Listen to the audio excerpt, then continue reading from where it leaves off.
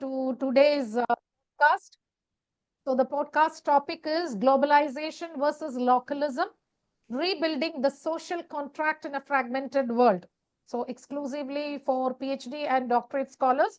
So, we are, putting this across to you all as a chance to understand the perspective and take it ahead. Yes, William, I move it over to you, William and Satyendra. Thank you, Doctor. Thank you, Doctor. Can I share now? Or Yes. I mean, you want to share the screen? unless I don't have the questions myself.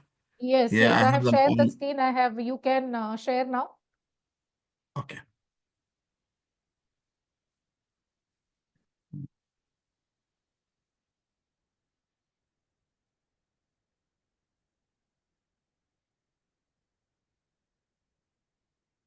Right. Good evening, Doctor. Good evening, colleagues.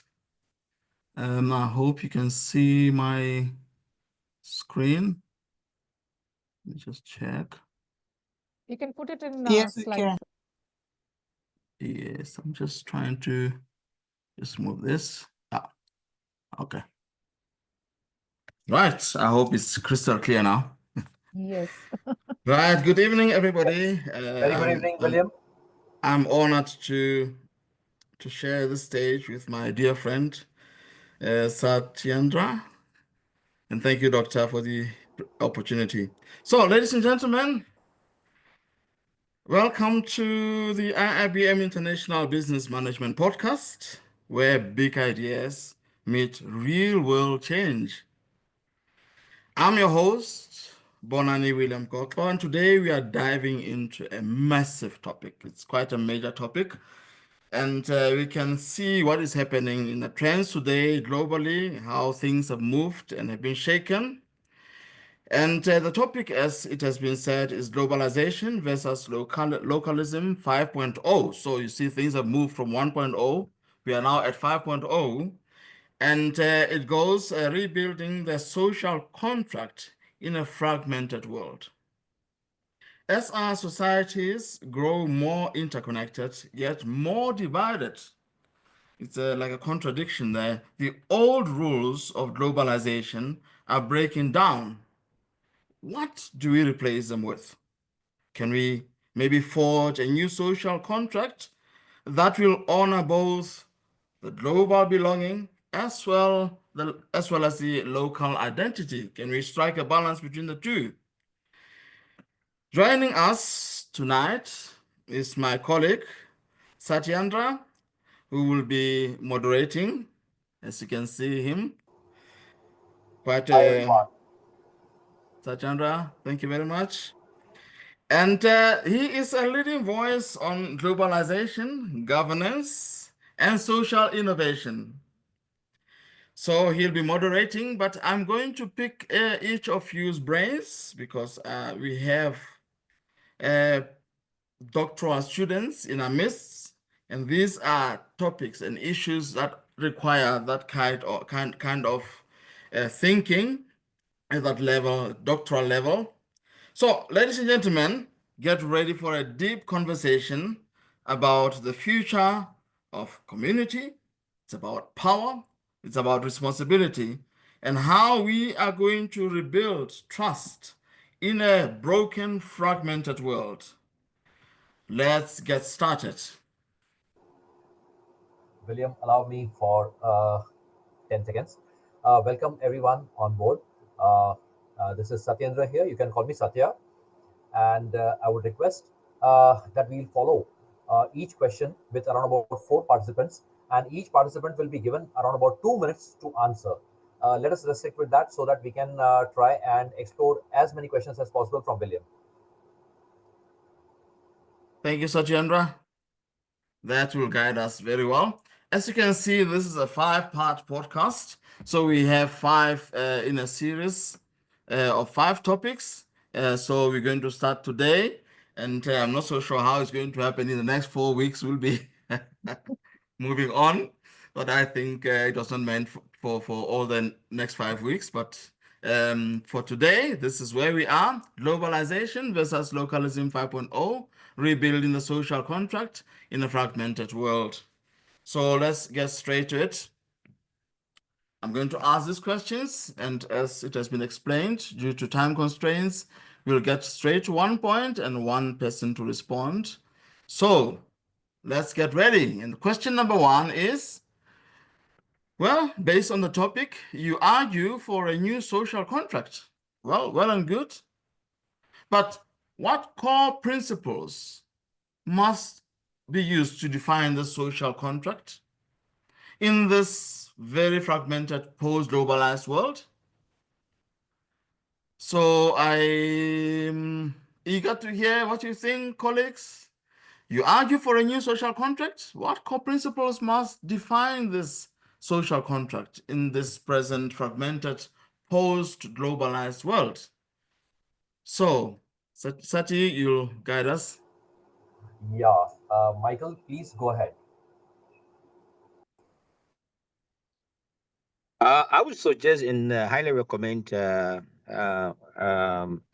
corporate social responsibility type of concept, wherein the basis was such a social contract will see companies who are operating in our society deliver on those things that would improve the communities that they work in.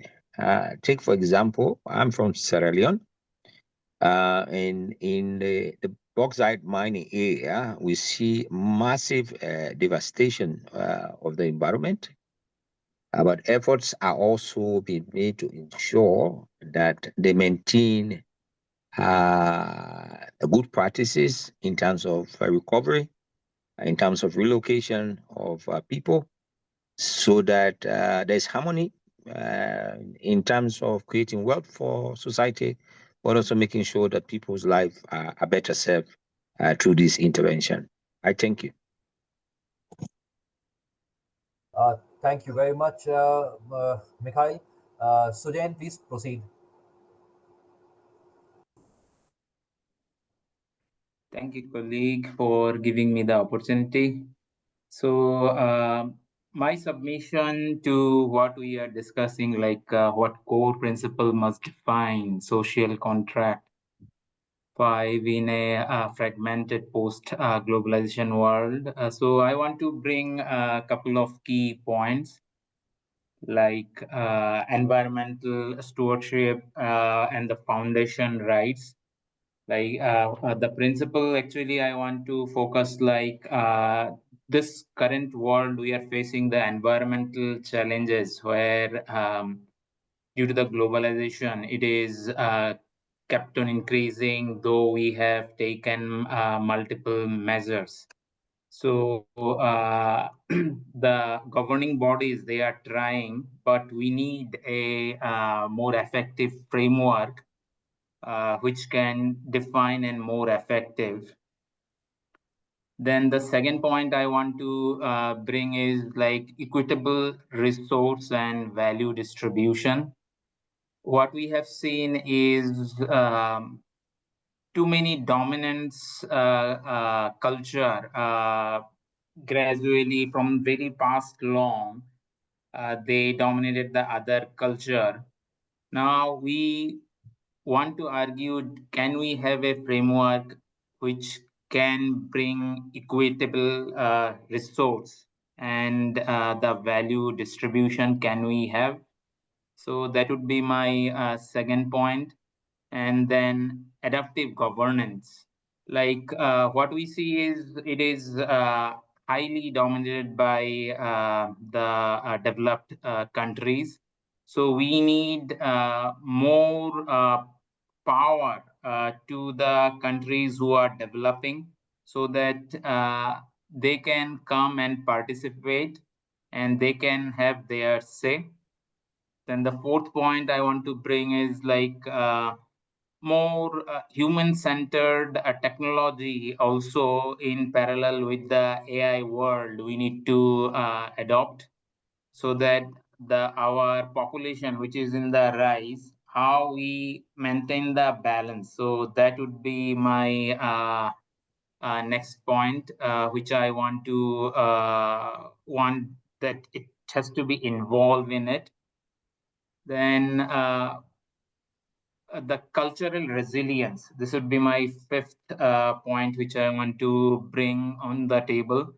Like there are many cultural resilience is there because of the capitalism and socialism when it is happening.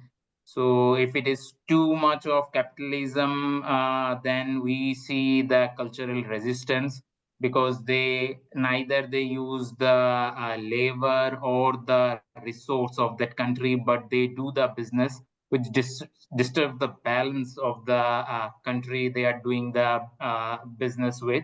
So that is hampered for a long time the globalization market. So how we are balancing it, so that would be my fifth point.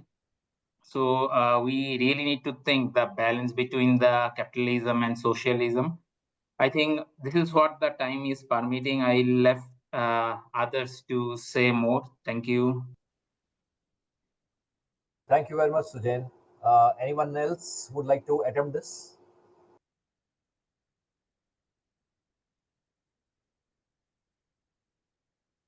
Satyendra, we will try to cover as more points, so you can move on to the next questions, so that A more from could be. A from Doctor. Okay. William, can you please proceed with the next question? Right. Thank you very much. Thank you to the two former speakers. Very elucidating inputs. And Sujan, as always, very bright ideas, and another colleague as well. Thank you very much. Now, question number two. As you can see, it says, has globalization fundamentally failed societies? Has it failed? Or is the fragmentation we are seeing today a sign of it being globalization, of it evolving into a more complex multi-local phase? So is it a sign of failure, or is it a sign of it growing and developing and morphing into something more complex and multi-local? That's the question for you. Tati? Welcome, Danny. Thank you very much, dear colleague. This is a big debate, and there are many ideas talking here. The debate on globalization effectiveness is to be nuanced, and it requires careful consideration. Some critics consider that globalization has some impact on society that should invite for in-depth reflection. They said globalization exacerbated inequalities in many countries. It undermined local cultures, and also there are some impacts on job displacement and wage stagnation depending on some region in the world. The other alternative perspective suggests that we consider today's fragmentation as an indication of an evolution of globalization rather than its failure. Societies are more and more recognizing the need for local adaptation and some kind of type of resilience. You can see in Northern Europe, in Northern America, in Western Europe today, the rise of nationalism. This is an indicator of this this type of perspective. So the trajectory of globalization and its complex dynamics invite us to consider not simply to see it as a narrative of success or failure, but it is the current fragmentation may signal a reconfiguration of global interaction. So it is a normal dynamics that we should see as an evolution and to adapt to it. Thank you. Tati? Tati? Yes, Danny, please go ahead. Yes, William, go ahead. Yeah, I'm just curious if there's a counter argument to that. Because Danny is of the view that it's just a normal trajectory. Things are just evolving as naturally as they're supposed to be. But the pushback of nationalism seems to be telling a different story. I wonder Yes, if that's a William, counter I again. believe we can give a chance to Arun since he has come up with something new. Yeah. Let's hear out. Okay, what I just feel Arun, is please that go ahead. Yeah, yeah, I'm here. So my perspective is balanced between two things. You can see, I don't completely agree with the point that it has failed society, but also there are a lot of benefits that are spotted. If you and it, I think based on my experience and understanding, it mostly depends on the regulations a nation or a society adopts. But what kind of globalization related policy it should have. Suppose countries like China or maybe India or the developing countries, so the countries which are termed developing, definitely have managed it well and they contributed for their own growth. But if you pick some other countries, maybe underdeveloped countries, I don't want to name, but underdeveloped countries, what happened there, the regulations were not good. So even though invited this globalization policy positively, but it not has led to their growth. Rather, maybe you can say it might have led to negative growth in some aspects, right? So we cannot say it has completely failed, but definitely it has contributed towards growth of those who could manage it well, and at the same time the other the downfall of some societies or countries also happened. And if you see globalization at a different level from a different perspective, like policy based globalization, right? There are multiple agreements in the world which have contributed towards benefits of multiple countries.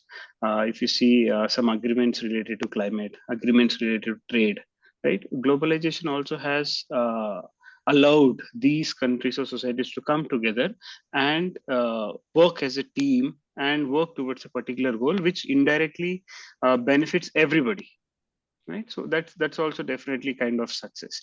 And there are more points, I guess, which we can discuss, but what I want to put forward here is why some countries or societies have successfully adopted globalization and why some countries could not do, and when they could not do that, what were the consequences.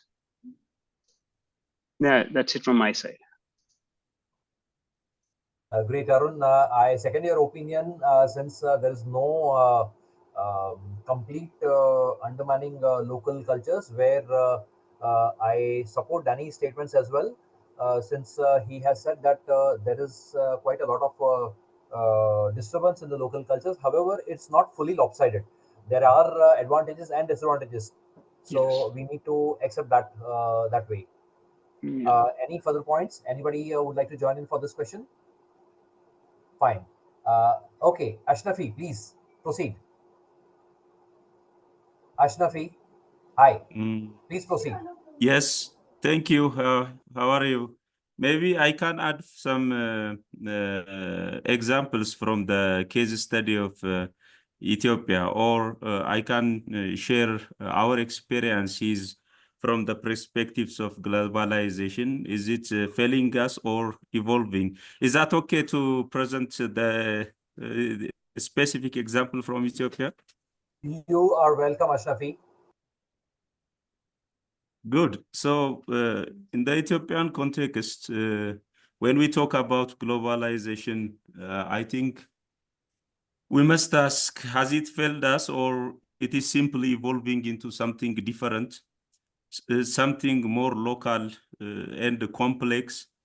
For many Ethiopians here, globalization has been a kind of double-edged sword.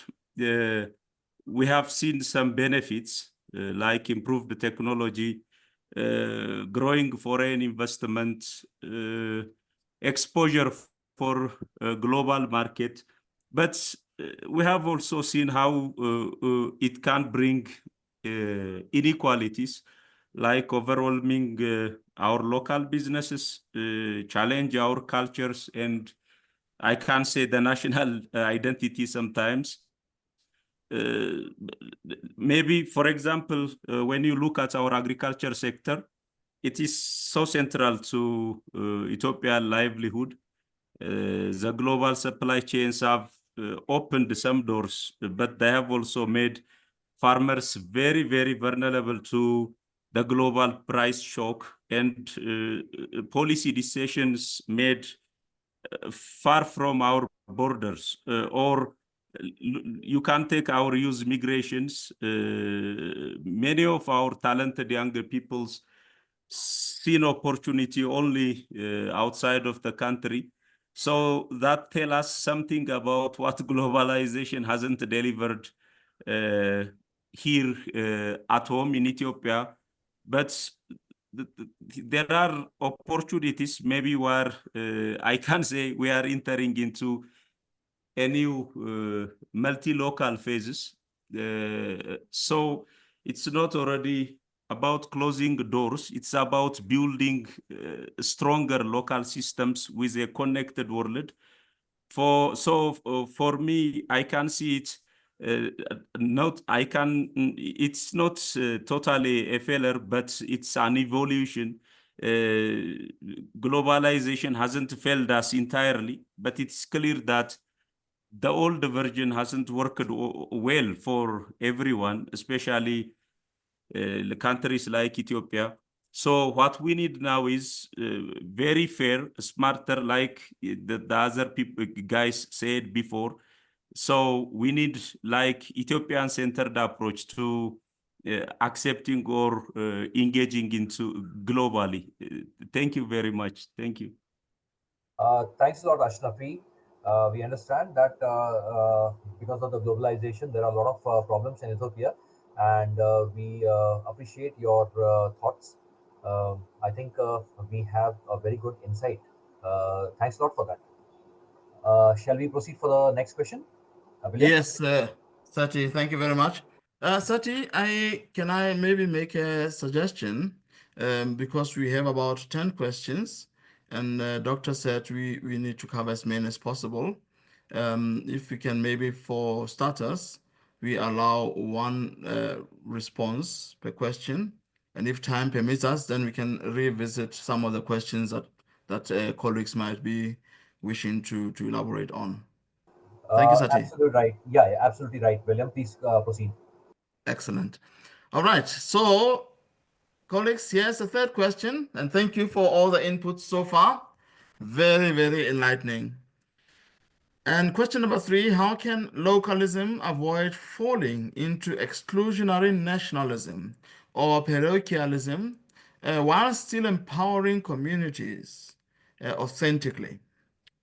So, how can we ensure that as we are pursuing nationalistic endeavors, we are able to empower our communities in a very authentic, in a true manner? Right, Sati? Yeah, absolutely. Anyone to take this? Yes, Sujan, please proceed. Thank you once again to you both. My submission to this is I'll go with some business examples. How can localization avoid falling into exclusively nationalism? And so my submission is maybe first point is co-creating with the local communities, not just sourcing the whole thing from the other country. Example like Unilever, they run one program which is called Shakti program in India. What they do is they have created a rural women into the micro entrepreneurs who sells hygiene products. So that is quite successful, and they are very much connected to the local communities. Then my second point would be embedding global ethics into local practice. Maybe example I can take as we discussed in our previous mini session, like IKEA's local supplier standards. Example like in India and Vietnam, what they are doing, like they are connected with the local craftsmen, where they have a well-connected supply chain where they add value to the IKEA's global market and specifically in the local when they sell the product. So they are vibrant into their ownership. So this is very vital one, I will say, embedding the global ethics in local practice. Then a third point, actually, I would like to say is leveraging the local identity. One example I can take is Patagonia's local environmental campaign when they are doing very much this leveraging the local identity so that the local community, they feel well connected and they are also equally benefited and a good equilibrium socially and economically they try to form. My fourth point would be like decentralized innovation and the other network of high wealth innovations. So it is very much needed in the current globalization to meet the certain challenges so that the other local parties, they don't feel like they disconnected and they are totally managed by the global players only. So this decentralization of innovation is very much needed where you allow the local players to come in and involve in your innovation and the network. Like in Arcelink, there is a company in Turkey. So they are trying to do in Africa and Asia, where they are trying to set up various labs. Of course, it's for their own benefit, but they are trying to do decentralize the labs because the problem they are facing is different challenges in the different local areas. However, this is helping the local community to grow as well.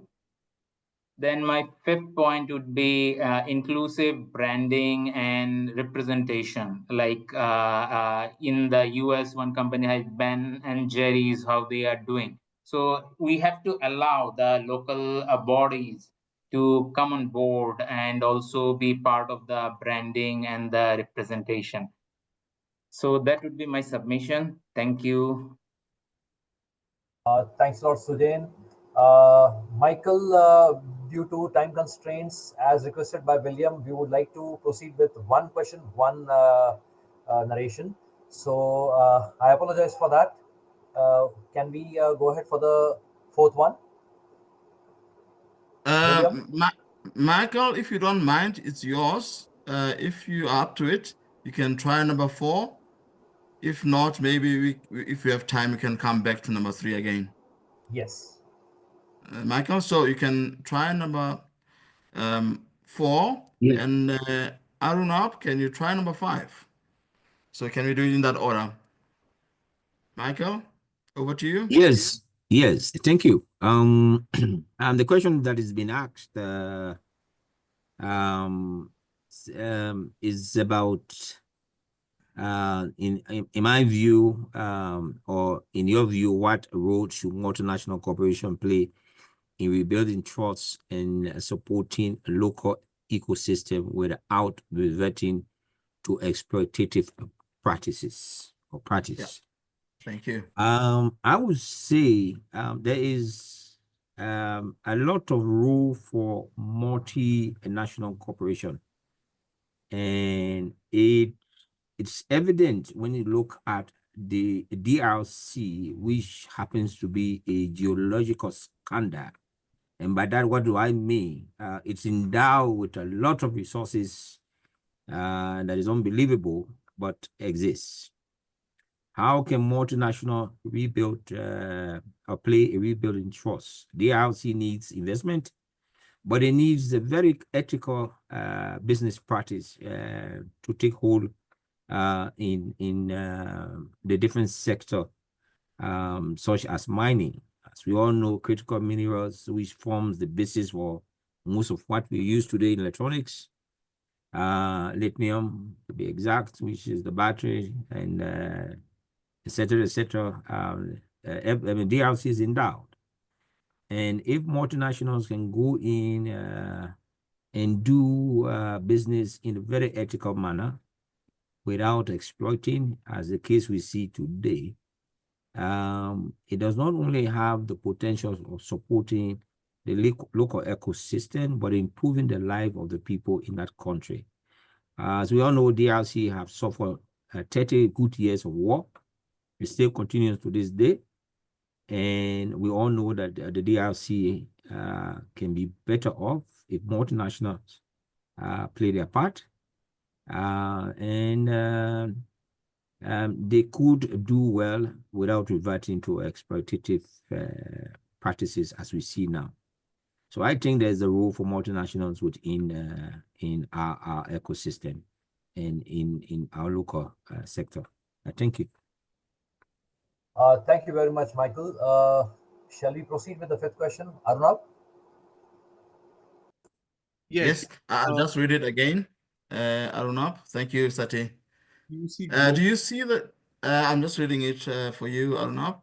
Do you see the globalization versus localism tension as a binary choice? Or can hybrid governance structures successfully blend the two in practice?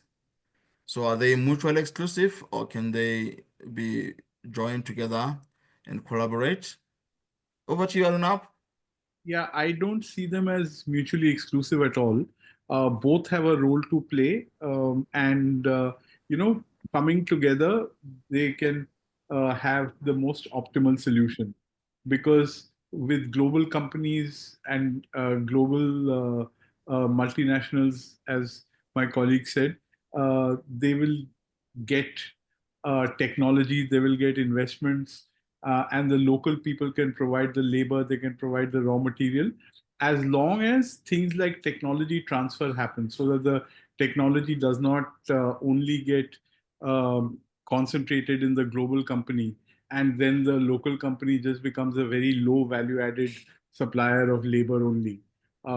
So if the global and the local companies and the countries can get together, then a very optimal result can be obtained for both. So I definitely don't see them as binary. Thank you, Arnab. Thank you. Thank you very much, Arnab. Shall we go ahead with the sixth question, William? Perfect. Thank you very much. Would like to take the sixth question. Good. I'll just read it for you. What lessons can we draw from indigenous governance models or decentralized movements when imagining a new social contract? So I repeat, what lessons can we draw from indigenous governance? So homegrown governance, localized governance models, or decentralized movements when imagining a new social contract. Your thoughts? Thank you. Yes, Arvind, would like to try it?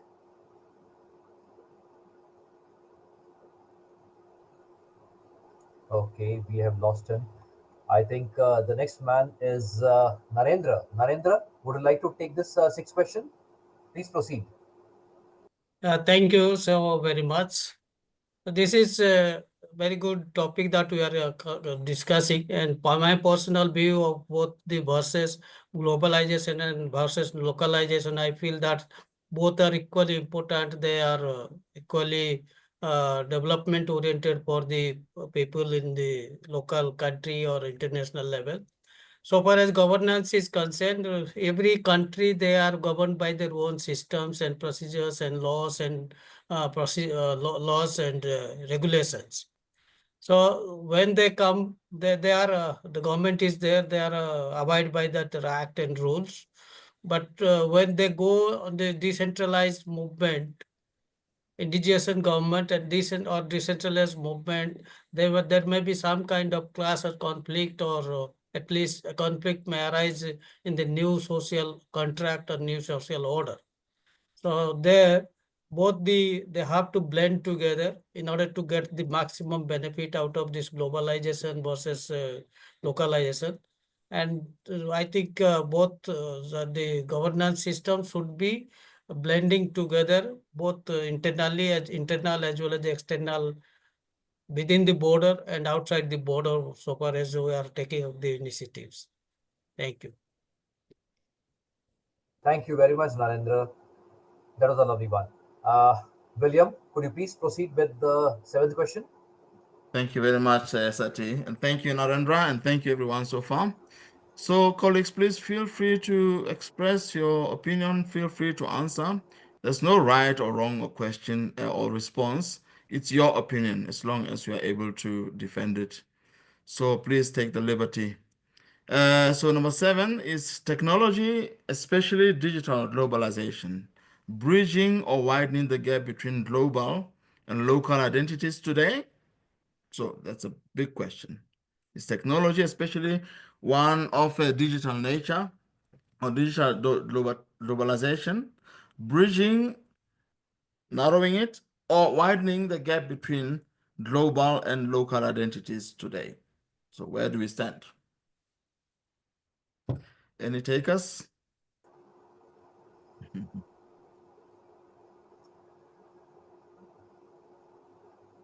Okay, Omar, please welcome on board.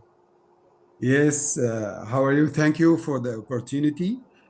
I think the digital or technology globalization had opened the window for all of us.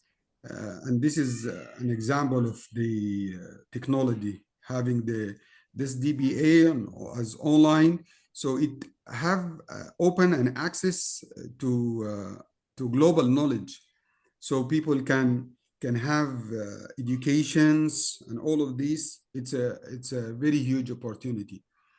And as you know that the technology has changed a lot of political situations. The example of the Arabic Spring, as one of the Arabic countries, it has changed a lot in this area. So people can hear about these countries, and they can make a lot of changes in the country.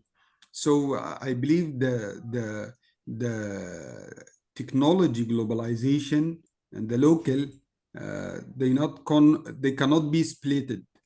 We can have the hybrid solution, and the technology will make it with strong impact. Thank you. Love you, Omar. Thanks a lot for this. William, can we proceed with the eighth question? Thank you, Omar. Yes, you can see that technology has indeed closed a gap. In some rural, remote countries, people who didn't have access to, let's say, moving money from one country to another, now it's possible. Like in Kenya, they have a system of moving money around there that was developed locally, and it's now cross borders and it's taken by other countries as well. So indeed, globalization has many spin-offs. All right. Exactly. So we get to the eighth question, ladies and gentlemen. And the question reads, how should education systems evolve to prepare citizens who can navigate a world that demands both global fluency and deep local engagement?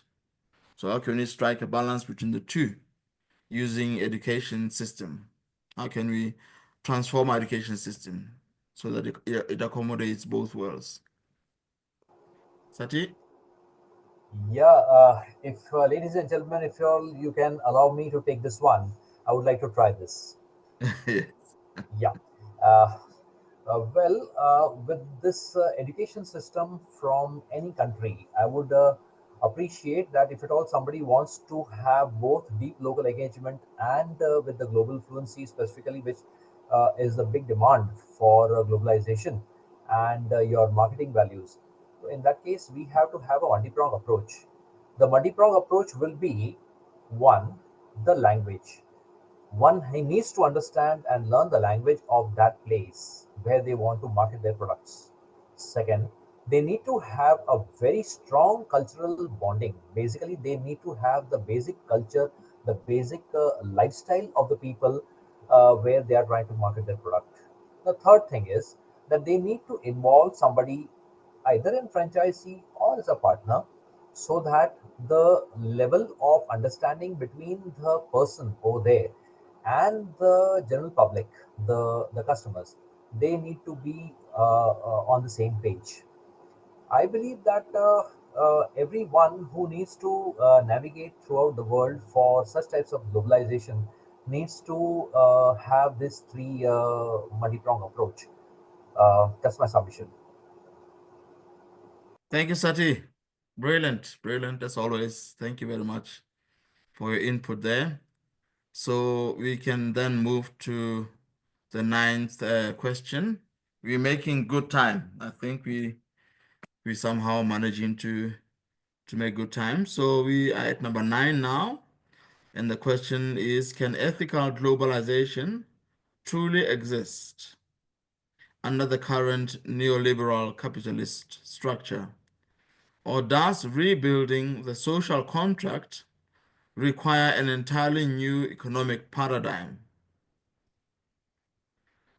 That's the question. What are your thoughts?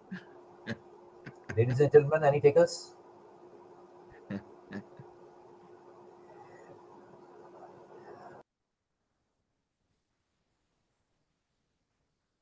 Okay, Sati, Welcome, I think you're Sujain. muted. Yeah, Yeah, welcome, Sujain. Please proceed.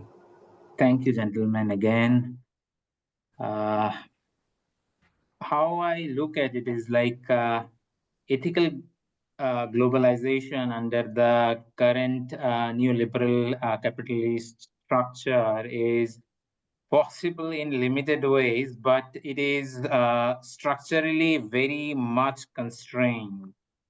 So, rebuilding the social contract at the scale likely requires a new or significantly reformed economic paradigm, or maybe mix of both the strategies of capitalism and socialism. With some example, if you see to it, then it would be like where neoliberalism allows ethical globalization with limits. So, neoliberalism, capitalism, polarizing many ways: the free trade, privatization, minimal state, other state intervention. So, this is primarily is going for mainly on the profit gain, and we are losing a lot of balance around it. Like Tesla renewable tech market forces. Tesla leverage the global capital and the supply chain to scale up the EVs. So ethical win, it could be like accelerated the climate innovation, and that's their tone for quite some time. But limitation could be there are many technologies where they want to have the complete control, monopolies. And similarly, like we have the German company Myco Bosch. So they love their oligomonopoly or the monopoly nature. So that may harm. So we may need to look for more refined and redesigned one, so that there could be a win-win situation. Thank you. Fine, Sujan, that was lovely. I think we have got a cue that we will wind up with this question. Yes, I'm sorry due to time constraint. And that was excellent and well done. Like I can see the future, podcasters in the making, Satyendra and William. That was excellent the way you narrated, giving them the right and excellent answers from, every one of you, especially.